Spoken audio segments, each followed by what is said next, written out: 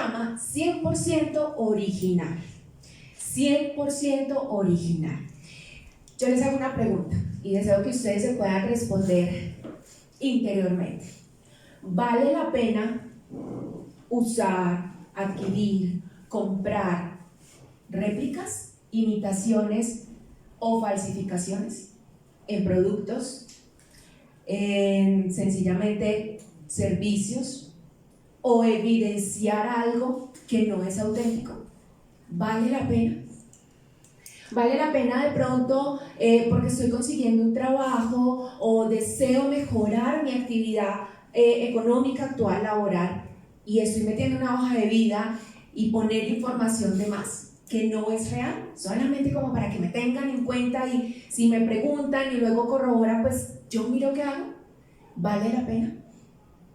¿Vale la pena que podamos simular ser una persona pero verdaderamente no ser diferentes?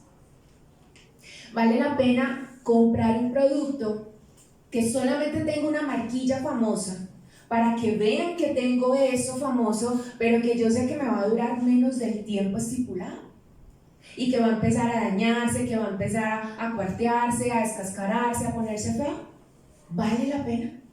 ¿Vale la pena tener falsificaciones, imitaciones o réplicas solamente para que otros puedan ver que nosotros sí alcanzamos, sí logramos, sí nos movemos?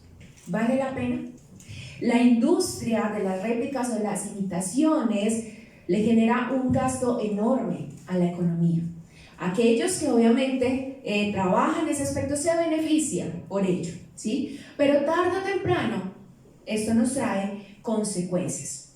Entonces, cuando hablamos de una réplica, cuando hablamos de una imitación, estamos hablando de un producto que promete ser auténtico, porque aparentemente tiene las características propias de ese producto que es real, que es verdadero. Entonces, no sé si usted ha escuchado, pero hay de hecho categorías en lo que hablamos productos, como entonces el A, el AA, el AAA, full, ¿cierto? En donde tienen unos porcentajes de autenticidad, en donde tienen la más malita, la fea, la que usted sabe que no, así tenga pues la supermarca, usted dice, no, eso se ve pero terrible, hasta la AAA full, en donde usted dice, pero es que ¿cuál es la diferencia? ¿Sí? O sea, tiene las marquillas, tiene todos los símbolos, todo, ¿cierto? Pero yo sé que no es real, yo sé que no es auténtica. Las réplicas o imitaciones o falsificaciones, ya sea en el lugar de trabajo, ya sea lo que yo adquiero o ya sea como me presento ante una persona y estoy conociendo a alguien y le digo qué hago, qué obtengo, cuánto dinero tengo, pero nada de eso es cierto, o lo que hice fue aumentarle. Lo único que hace son 3 aspectos importantes que si usted está notando quisiera que usted lo pudiera tener allí. 1, rebaja al autor del producto. Una réplica o una imitación rebaja al autor. Sencillamente él tuvo la idea, esa persona se lo inventó, lo soñó, pero vino otra y simplemente lo acoge diciendo es el mismo, pero no lo es. Aparte se burla del trabajo de ese diseñador, porque sencillamente lo puedo robar, lo puedo tomar, lo puedo falsificar y obviamente ayuda en la promoción de esa economía o de ese mercado ilegal como tal. Entonces una réplica, una falsificación, una imitación no nos da, sino que nos quita. Aparentemente en el momento nos puede dar un estatus social, un estatus económico, nos puede generar mayor valor como personas, pero finalmente nos va a quitar, nos va a arrebatar. Imagínense que según un estudio psicológico acerca del impacto que genera todo lo que es objetos no auténticos, toda la influencia que genera el que una persona pueda tener objetos no auténticos o presentarse de una manera que no es, en sus acciones, revela y arroja, obviamente esto no es generalizado porque estos estudios se hacen con un grupo poblacional limitado, pero lo que evidencian es que las personas en su interior tienden a ser tramposas y farsantes. Y esto genera que las personas tiendan más a ser trampa. Eso es lo que nos arroja el estudio. Pero aparte de eso, lo que dicen es, las personas que normalmente consumen productos o que se evidencian como algo que no es verdadero son personas que no son seguras de sí mismas y por algo necesitan adquirir eso que aparentemente les da un valor. Y aparte, la desconfianza en el otro se incrementa. Porque como yo sé lo que estoy haciendo, yo sé lo que estoy adquiriendo y sé que no es real, y lo veo en otra persona, entonces uno de los primeros pensamientos es, eso no es real. Si yo lo conseguí, la otra persona también. Y es que resulta que cuando hablamos de réplicas o de falsificaciones, del término como tal, pues también nos estamos refiriendo a un término que de pronto puede ser muy complejo, que es adulterar. Y a veces creemos que cuando hablamos de adulterar solamente se refiere al matrimonio, y no. Fíjense que podemos hablar de adulterio moral o adulterio espiritual. Y cuando hablamos de adulterio estamos hablando de alterar, de eliminar la calidad de pureza de una cosa, añadiéndole algo más. Alterar, corromper, pervertir, dañar la calidad pura de ese algo. Es ponerle algo ajeno, impropio, algo que no le pertenece y que no es útil. Una persona adúltera, y ojo que no solamente nos estamos refiriendo a la parte del matrimonio, una persona adúltera es una persona que constantemente está deseando ser admirado y reconocido por los otros. Entonces, de una u otra manera yo tengo que añadir algo, ya sea con un estatus social, a nivel económico o con productos. Yo necesito ser admirado, yo necesito ser reconocido, yo necesito que me tengan en cuenta para algo. Cuando una persona está llena de sí misma, está llena de vanidad, no le puede ser fiel a nada más que a sí mismo. Porque solamente se enfoca en lo que puede lograr, en lo que puede obtener, pero no en el impacto que está generando. Y desde tiempos antiguos vemos cómo el hombre, cómo el ser humano ha adulterado, cambiando o reemplazando al Creador por su creación. Y yo le invito para que vayamos a la palabra en Deuteronomio, capítulo 5, versículos 32 y 33. A pesar de las instrucciones que nos ha dado Dios, que dio el Señor a los antepasados, vemos que hoy día es muy complejo que esto se cumpla. Dice, así que Moisés le dijo al pueblo, asegúrense de obedecer todos los mandatos del Señor su Dios, todos, no algunos, y de seguir sus instrucciones al pie de la letra. Manténganse en el camino que el Señor su Dios les ordenó que siguieran. Entonces tendrán una vida larga y les irá bien en la tierra donde están a punto de entrar y que van a poseer. Aparentemente es sencillo. Nos está diciendo, obedezcan, sigan, manténganse. ¿Y cuál es la promesa? Les irá bien. Tendrán una larga vida. Pero vemos que desde el principio no se cumple. Vemos que desde el principio el ser humano ha querido hacer su voluntad. El ser humano ha querido decir, no, yo creo que es mejor por la izquierda, aunque me dijeron que era por la derecha. Yo creo que es mejor de esta forma, es más corta, más rápida. Hemos querido hacer nuestra voluntad. Y una historia de infidelidad de muchas, de las que hay obviamente en la palabra y muchas de las que podemos nosotros mismos contar, es en Esdras capítulo 9, versículos 1 y 2. Resulta que estaba todo el proceso después de que el pueblo de Israel fue capturado, fue llevado a Babilonia, entonces ellos empiezan a regresar, ¿cierto? Esdras regresa nuevamente a Jerusalén con algunas de esas personas que habían sido capturadas en Babilonia, porque el objetivo es empezar a reorganizar todo, ¿cierto?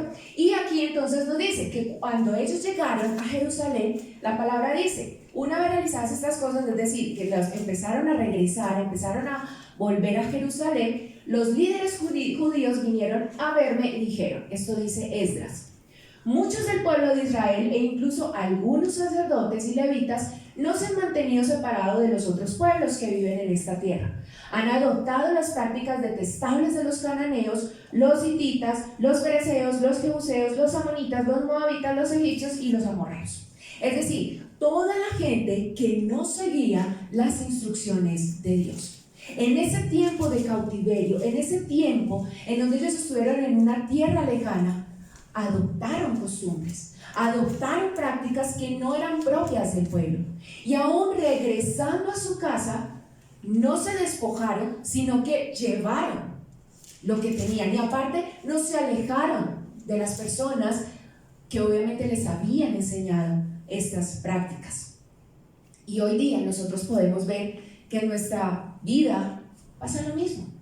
En muchas ocasiones, quiero que usted piense ahí cuántas veces nos hemos dejado influenciar por quien nos rodea y finalmente damos el brazo a torcer. Y hacemos, decimos, miramos o consumimos lo que sabemos que no debemos, de una u otra manera para evidenciar algo a alguien. Entonces, nuevamente la pregunta, ¿será que vale la pena tener una réplica, falsificar o imitar? ¿Será que vale la pena hacer parecer algo como no lo es?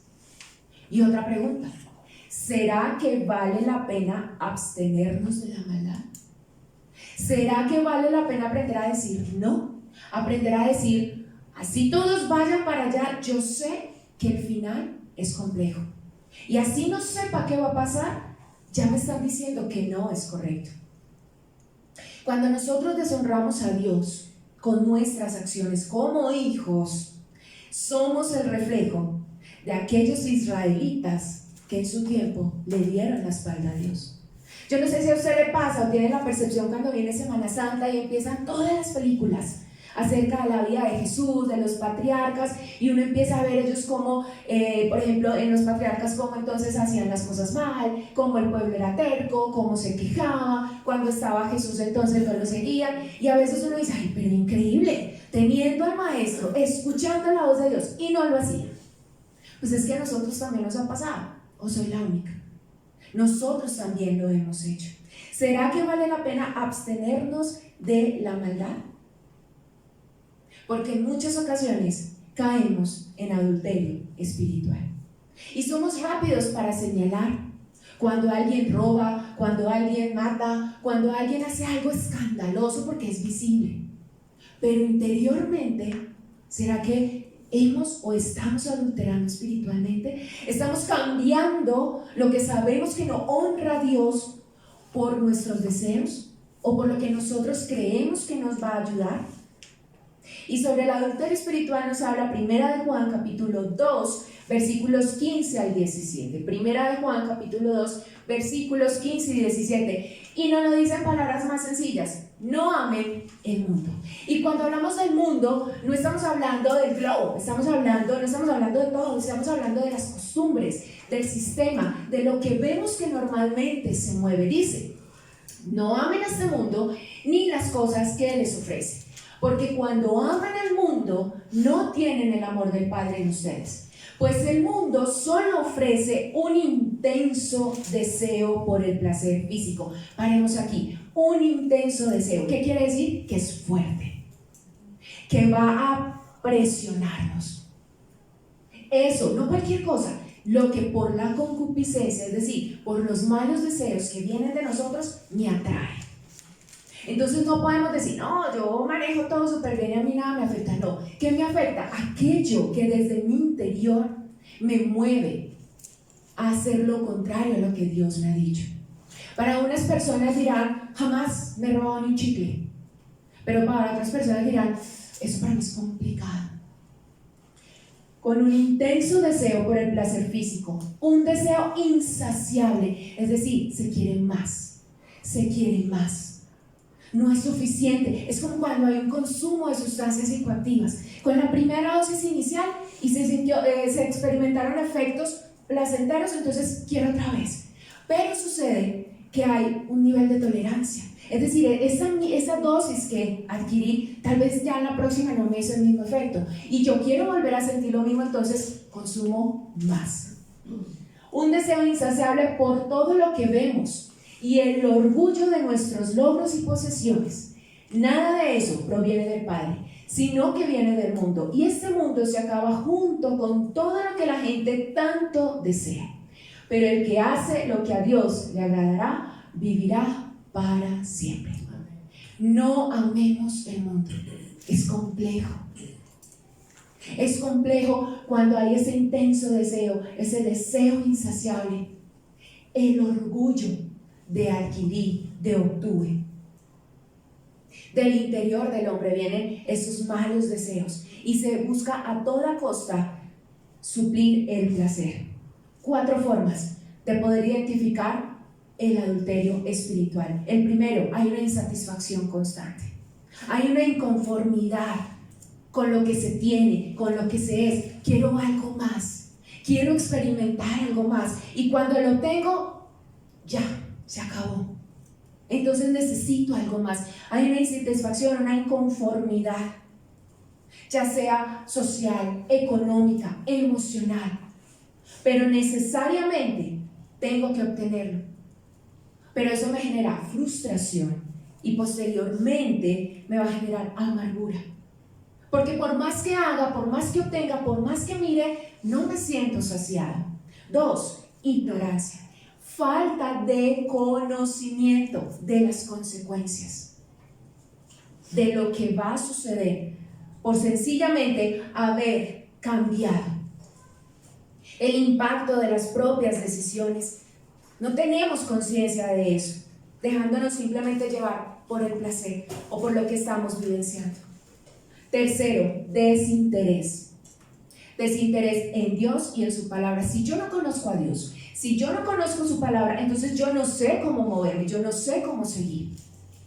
Para yo poder exigirle a mis hijos, yo tengo que saber de qué les estoy hablando. De lo contrario, yo no voy a poder exigirles. Desinterés en Dios y su palabra hace que una persona adultere fácilmente a nivel espiritual. Porque entonces si oro y Dios no me responde y me dice, pero si usted le ora a los ángeles, hay resultado porque a mí me hace bien, entonces yo me voy para la oración a los ángeles. Y entonces no resultó la oración a los ángeles, pero es que fíjese que si usted deja que le lean su futuro, le van a mostrar cuál es su porvenir y entonces yo me voy también para ese lado. Si yo no conozco a Dios, yo voy a ceder a cualquier cosa. Y el punto aquí es que a veces, bajo ese desinterés por Dios y su palabra, no nos esforzamos por tener una intimidad, una vida de intimidad con Él. Conocer a Dios y su palabra no es abrir la Biblia, mirar dónde cayó, gracias Dios por este día y seguir. No, es buscar. Y para yo buscar me tengo que esforzar, me tengo que mover. Y si yo identifico en mi vida que me da pereza leer la Biblia, que me da pereza orar, que ya mi oración es rutinaria, yo ya digo lo mismo, yo como que ya me aburro de las mismas palabras que digo, o ni siquiera sé qué decir, tengo que prestar atención a ello. Y 4 punto, el orgullo. Una de las características que identifican a un adúltero espiritual es el orgullo. ¿Por qué? Porque la persona orgullosa tiene un exceso de estimación hacia sí mismo y a sus propios méritos. Y asimismo necesita obtener lo que quiere. Entonces, como considera que es muy grande, que está muy bien, que lo hace muy bien, considera que es correcto tomar permiso y coger lo que le corresponde, lo que quiere, lo que desea. Pero a pesar de eso, a pesar de entender que desde el principio el ser humano, que nosotros hemos fallado y no hemos hecho las cosas como Dios desde el principio lo queríamos, tenemos que reconocer que tenemos a un Dios grande, lleno de amor, de misericordia, de perdón. Pero ¿cuántas veces nos hemos presentado como unas personas cristianas o conocedoras de Dios, pero con una falsa piedad? Seguimos hablando de Dios, seguimos diciendo, pero sabemos que en nuestro interior las cosas no son así. No somos 100% originales. Así lo sepamos nosotros. Entonces, ¿qué debemos hacer? ¿Qué debemos hacer para no caer en adulterio espiritual? Para entender y saber que necesito ser 100% original, hijo de Dios, y no una réplica, no una imitación, no una falsificación. ¿Cómo sería un hijo de Dios en una réplica full? Aquel que vemos que a los ojos uno dice es intachable. Y vemos que alza las manos, que adora, que ora, que va a todo, hace todo lo de un cristiano. Pero cuando está solo, es presa de la pornografía, de la masturbación. Si tiene una relación con su esposo o esposa, entonces hay maltrato, hay infidelidad y empiezan una cantidad de cosas que al interior nadie sabe. La fachada es auténtica, igualitico. O sea, nunca me podría imaginar. Y eso lo hemos visto. Cuando escuchamos tantas historias de personas que uno dice, ¿en serio? ¿Lo hacía? Porque solamente vemos lo de afuera. Hay grandes diseñadores que le ponen marcas escondidas a sus productos y es la única forma de saber que verdaderamente es auténtico. ¿Cuál es nuestra marca de autenticidad? ¿Somos 100% originales? Santiago, capítulo 4, versículos del 7 al 8. Así como vemos 4 formas de identificar un adúltero espiritual, vamos a tener 4 formas de qué hacemos entonces al respecto. Primero, humillarme. La palabra dice, así que humíllense delante de Dios. Humillar no es dejar que me lastimen y me hagan daño y yo no me le voy a arrodillar porque yo no soy eso. Humillar es tener una actitud de humildad, de reconocer hasta dónde puedo llegar, cuáles son mis limitaciones, reconociendo qué está bien, qué está mal. Así que humíllense delante de Dios. Si yo sigo teniendo el control de mi vida, difícilmente yo me voy a humillar. Si yo sigo diciendo o creyendo que sé hacia dónde voy y cómo me muevo, difícilmente me voy a humillar ante Dios. Segundo, y lo vamos a ver al final del versículo, limpiarme, quitarme la suciedad, lo dañino, lo que se le ha añadido, lo que es inútil, para volverlo puro. Si a un producto, hablemos de un bolso falsificado o una imitación, la que usted quiera ponerle en categoría, usted le empieza a quitar el nombre, le empieza a quitar herrajes, de pronto lo pisa o lo pone hacia una pared y lo restrega, empieza a ver verdaderamente cuál es la naturaleza de ese producto. Tercero, someternos, aceptar la autoridad de Dios y su voluntad. Someter es decir y entender que hay alguien más grande que yo. Hay alguien que todo lo sabe, que entiende de qué manera, y la única forma de yo poder proceder de manera pura, de manera real, es sometiéndome a quien me va a llevar. Depender sin poner resistencia. Y poner resistencia es, ok, de 1 al 10 hasta el 5, de ahí para allá, yo me encargo, no puedes pasar, hay un límite. Todavía no soy capaz de dejar esto. No soy capaz de bajar el brazo. No soy capaz. Hasta allí llegas. Cuando yo me someto a Dios, yo no pongo resistencia. Yo me acerco y me dejo tocar por Dios. Y dejo que Dios empiece a hacer su obra en mí. Y por último, resistir. Va a venir fuerza, va a venir presión. Pero cuando yo resisto, no me muevo. Cuando yo resisto, permanezco firme. Cuando yo me paro bien, y si vienen a empujarme o a moverme, yo voy a resistir. Así que humíllense delante de Dios, resistan al diablo y él huirá de ustedes. Acérquense a Dios y Dios se acercará a ustedes. Lávense las manos, pecadores, purifiquen su corazón, porque su lealtad está dividida entre Dios y el mundo. Y a veces uno dice, no, esto es para los más malos de los malos. No. Cada uno de nosotros sabemos en qué condición nos encontramos, en qué nivel de autenticidad nos encontramos. Cada uno de nosotros en nuestro interior podemos entenderlo. Y Dios.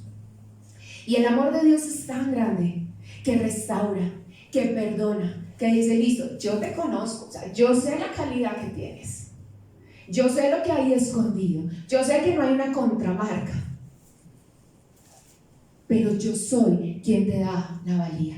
Yo soy quien te da la importancia que tú tanto necesitas. Yo soy quien te da la seguridad que tanto buscas. Yo soy quien te dice cómo conducirte para que no la sigas embarrando.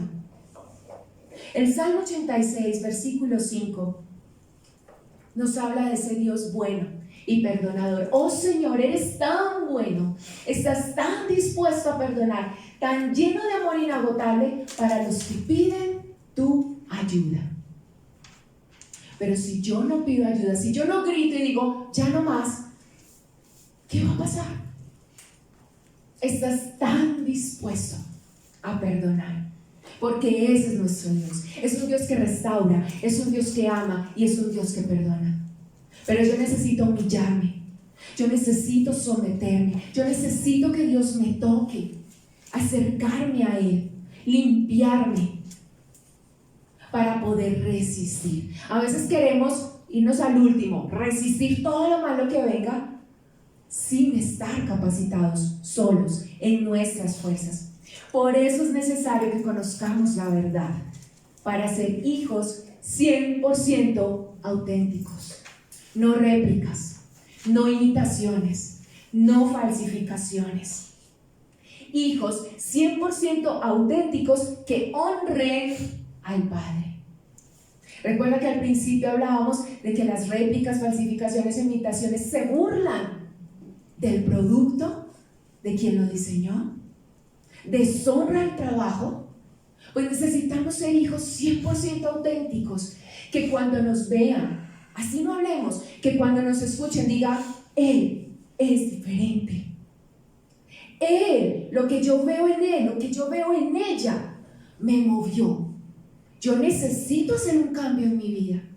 Sí, cometemos errores, pero no vivimos en una vida de pecado y mentira, que sabemos que no lo estamos haciendo bien, que sabemos que es una falsificación, pero nos mostramos como si no lo fuera.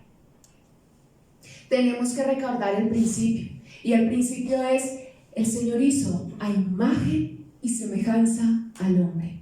Usted y yo somos hechos a imagen y semejanza de Dios. Esa es la pureza extrema, esa es la autenticidad. Hijos creados por Él. ¿Por qué añadirle? ¿Por qué corromper? ¿Por qué ensuciar lo que es a imagen y semejanza del Padre? Y para terminar, Oseas capítulo 6, versículos 3 y 6. El 3 nos dice el Señor: oh, si conociéramos al Señor, esforcémonos por conocerlo. Él nos responderá, tan cierto como viene el amanecer o llegan las lluvias a comienzo de la primavera. Si conociéramos al Señor.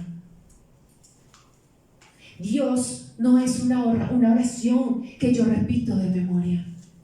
Dios no es el que está en el cielo al que grito cuando me siento mal o cuando necesito ayuda. Fuimos hechos a imagen y semejanza de Él. Y el versículo 6 nos dice, regálame por favor, el 6, pasamos. Quiero que demuestren amor. Y esa es una petición que me parece muy hermosa, pero muy confrontante de parte de Dios. Quiero que demuestren amor, no que ofrezcan sacrificios, más que ofrendas quemadas. Quiero que me conozcan. Somos sus hijos, pero a veces no sabemos quién es el Padre. A veces no sabemos cómo ni siquiera hablarle. Cometemos un pecado y en vez de ir decimos, me da pena, entonces me retiro, me alejo más. Dios quiere que le conozcamos. Dios quiere que seamos 100% hijos. Regálame la siguiente. Ya no réplicas, 100% hijos de Dios. Y es la decisión que tú, usted y yo debemos tomar hoy. No, pero es que todo está bien conmigo. No creo, porque si todo estuviera bien con nosotros, ¿para qué Dios? ¿Para qué humillarnos? ¿Para qué someternos? ¿Para qué limpiarnos? Entonces, la Biblia, la palabra de Dios, sería obsoleta, no serviría. Porque si todo está bien conmigo, ¿para qué?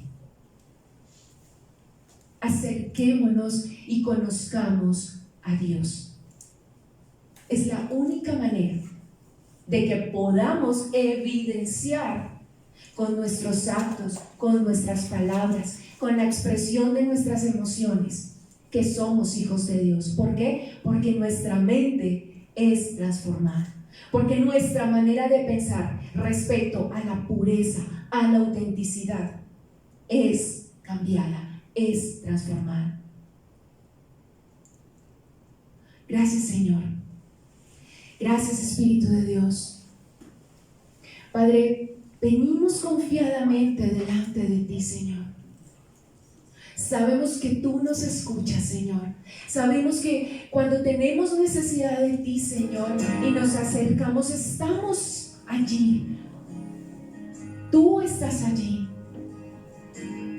Pero, Padre, te pedimos perdón, Señor. Te pedimos perdón, Jesús, porque sabemos que hemos fallado, Jesús, porque sabemos que no hemos hecho tu voluntad, porque sabemos, Señor, que hemos pecado contra ti, Jesús. Nos humillamos, Espíritu Santo de Dios, y reconocemos, Padre Santo, que necesitamos de tu amor, Señor, incondicional, que necesitamos, Jesús, de tu intervención en nuestras vidas, Señor, porque muchos nos están viendo, Jesús, porque le estamos impartiendo a nuestros hijos, Dios. Necesitamos reflejar que somos verdaderos hijos tuyos. Espíritu Santo, ayúdanos. Espíritu Santo, redarbúyenos. No nos dejes, moléstanos, estórbanos.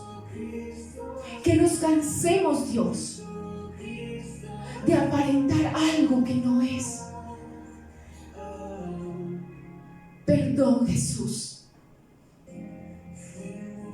Nos humillamos, Señor, y nos sometemos para que tú hagas como consideras que es propio en nuestras vidas, Señor. Y sabemos que va a doler. Sabemos que va a ser difícil, Jesús. Sabemos, Dios, que va a llegar un momento en donde queremos mirar hacia atrás y decir: no más porque me duele, no más porque ya no estoy cómodo, no más porque ya no estoy satisfaciendo ese placer. Pero nos paramos firmes, Señor, y te decimos: ven, Jesús, ven y haz tu obra en nosotros. Cumple tu propósito en nuestras vidas, Señor. Gracias. Gracias, Señor, porque sabemos que tu perdón y tu restauración vienen a nuestras vidas. Gracias, Señor, porque tu palabra dice: si ustedes me buscan, me hallarán. Si ustedes me buscan, me hallarán. Gracias, Señor. Gracias, Espíritu Santo de Dios, por tu amor incondicional, por tu amor, Señor, inquebrantable, inagotable, Jesús. Gracias, Señor. A ti sea toda gloria y toda honra, Jesús, porque eres al único que necesitamos para ser, Señor. Deseamos que tú brilles a través de nuestra vida, Jesús. Deseamos evidenciar a Cristo. Somos representantes tuyos en la tierra, Señor. Y muchos te conocerán a ti, Señor, por lo que has hecho en nosotros. No queremos que tu nombre sea avergonzado, vituperado por nuestra vida, Jesús. Hoy tomamos la decisión, como valientes y como esforzados, de caminar como hijos de Dios, de evidenciar tu obra. Y gracias, porque no caminamos solos, Señor, caminamos junto a ti. Gracias, Espíritu Santo de Dios. Gracias, Señor, por esta familia. Gracias, Señor, por tu iglesia, Jesús, por tu cuerpo, porque eres la cabeza y sabemos que contigo caminamos firmes, Señor. Gracias, Espíritu Santo de Dios. Trae paz y trae consuelo, Señor, a cada una de nuestras vidas. Pero danos fuerza, Señor, como el búfalo. Remóntanos, Señor, sobre las alturas, porque sabemos que estamos protegidos bajo tus alas, Señor. Gracias, Espíritu Santo de Dios. Gracias, Señor. Gracias, Espíritu Santo de Dios. Si acaso, Señor, se nos llega a olvidar, si acaso, Jesús, llegamos a perder la ruta, Dios, recuérdanos tu sacrificio en la cruz, Señor. Porque queremos caminar conforme al acto de amor más grande que se ha hecho y que nadie lo podrá realizar. Gracias, Jesús. Quiero invitarle a que estemos de pie esta mañana. Terminemos adorando al Señor.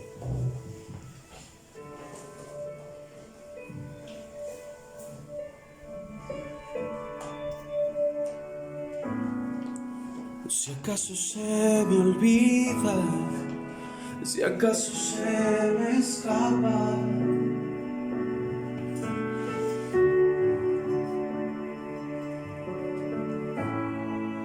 si acaso se me nubla la pasión en mi mirada,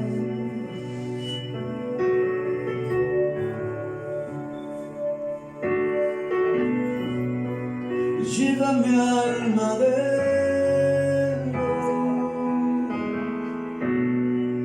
al rincón de nuestro encuentro.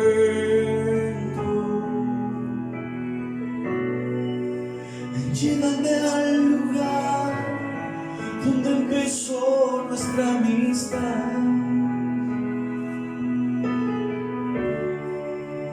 Llévame a la cruz.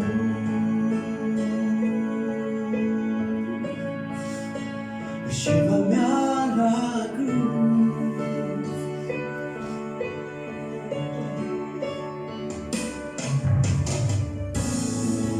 Y si acaso se me olvida, si acaso se me escapa,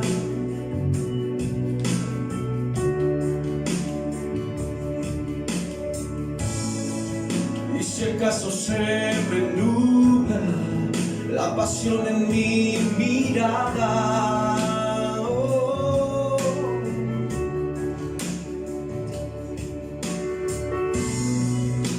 Y llévame al madero, al rincón de nuestro encuentro.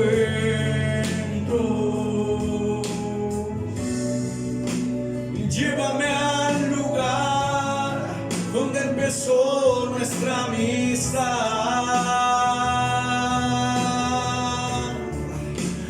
Llévame a la cruz. Señor, esta mañana damos gracias por tu palabra. Esta mañana levantamos a ti nuestro corazón y te decimos: aquí estoy, presente, Señor, presente. No quiero correr de tu palabra, no quiero huir de tu palabra, Señor. Esta mañana doy gracias porque tu palabra ha expuesto mi corazón. Y tu palabra, Señor, me está animando y me está exhortando a ser hijo, a ser hija de verdad. Y a renunciar, Señor, con todo mi corazón a todas aquellas cosas que hago, que vengo haciendo, Señor, que no hablan, Señor, de ser 100% originales. Por supuesto, todos estamos en proceso, Señor, pero en ti podemos reflejar, Señor, esa luz. Lo cantábamos ahora de la mañana: ya no vivo yo, ahora vive Cristo en mí. Y yo te doy gracias, Señor, por cada uno de mis hermanos, y te ruego en el nombre precioso de Jesús que tú les ayudes, que tú les fortalezcas, cada uno haciendo su tarea, cada uno tomando nota sobre dónde particularmente debe trabajar, dónde debo trabajar yo, ¿Dónde debo, Señor Dios mío? ¿Dónde debo poner mayor intencionalidad? ¿Dónde debo poner mayor énfasis, mayor interés, mayor atención para empezar a atacar esos lugares y esas áreas que no hablan de originalidad, de ser hijo tuyo, Señor? Pero gracias porque en ti tenemos fuerzas. Gracias, Señor, porque tú eres quien llenas nuestra vida de tu amor y de tu bendición. Padre, gracias. Salimos de este lugar con tu bendición, Padre, con tu bendición, Hijo, y con tu bendición, Espíritu Santo, en Cristo Jesús. Amén y amén. Y si rojos como la grana mis pecados son, como la nieve vendrán a ser. Y si rojos como el carmesí